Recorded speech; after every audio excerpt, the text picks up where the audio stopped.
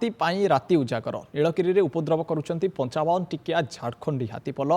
केतबेले गाँ मुहां हेउचंती तो केतबेले पुणी धान खेतरे पसी फसल नष्ट करुछंती जाकु नै एबे चिंतारे पड़िचंती उभय वन विभाग और स्थानीय बासिंदा। हाथी घौड़ाइबारे वन विभाग को सहयोग करिचंती ग्रामवासी। राति उजागर होई हाथी घौड़ाइबाकू लागिचंती उभय ग्रामवासी और वन विभाग। छक छकरे निया जाली गाँ को ग्रामवासी माने सुरक्षा देउथबा बेले समस्त हाथी चलापथरे जगी रहिछि वन विभाग। हाथीर गतिविधि उपरे नजर रखिबा सह किपरि हाथी माने गाँ मुहां हेबे नाही सेथिपई संपूर्ण सजाग रहिचंती।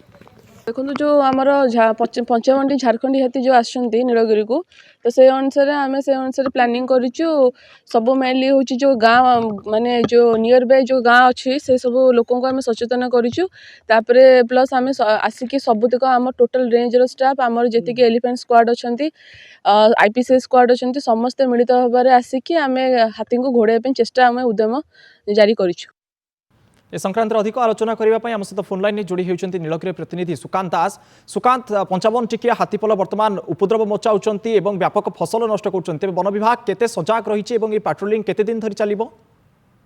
निश्चित भाव में अलौकिक जो कथा कहते वन विभाग तो निश्चित भाव में सजग रही केते दिन धरी ये पेट्रोलिंग चलो ता तो निश्चित भाव में हाथी मान निर्भर कै कहीं हाथी मैंने जितेबाला झारखंडी देखो प्रति वर्ष झारखंडी हाथी बर्तमान नीलगिरी को प्रवेश करती कहीं जेहेतु नीलगिरी अंचल में खाद्य अनेक मात्रा खाद्य देखा देता है तेणु खाद्य से प्रति वर्ष नीलगिरी मुआ होती है। चलित वर्ष ठीक धान पाचिबा समय से प्रवेश करिसेंती जहाँकि 55 टिकिया हाथीपल ये जो हाथीपल पशिबा भितर बर्तमान देखंतु गोटे प्रकार होची वन विभाग मध्य कोठी ना कोठी हाथी को ऊपर नजर रखिछि एवं ता सहित ग्रामवासी माने मध्य क्षयक्षति न होवे से वन विभाग को सहयोग हाथ बढ़ाई। तो ये जो उभय वन विभाग एवं ग्रामवासी मिलित उद्यम हाथी मान नजर रखा तेणु केते दिन धरी हाथी रहिबे ताहा निश्चित भाव में यह सुधा कह जाई पारिबो नाही कहीं देखो बर्तमान जेहेतु धान क्षेत्र में बर्तमान धान पड़ी रही धान जो चाषी मैंने अच्छा से धान क्षेत्र धान काटिकी रखिंट कंचा धान रही तो हाथी मैंने जेहेतु ये खाद्य पाँच सफिसीयंट खाद्य पाँच तेणु से केते दिन धरी हाथी से रे ये जंगल रे कि ये अंचल में उपद्रव घटाइबे ता निश्चित भाव में चिंतार विषय पलटि एवं चाषी मान तेरे लोकों धन जीवन और सुरक्षा को दृष्टि रखी वन विभाग सजग रही प्रति गाँव में पैंतरा जारी रखी हाथी ऊपर नजर रखी जेभली गाँ को हाथी माने प्रवेश न करेंगे गाँव में क्षयक्षति न घटेबे। किंतु गोटे कथा हूँ चाषी मान गोटे बड़ चिंता रही कहीं जो चाष करते चाष जमी बर्तमान क्षयक्षति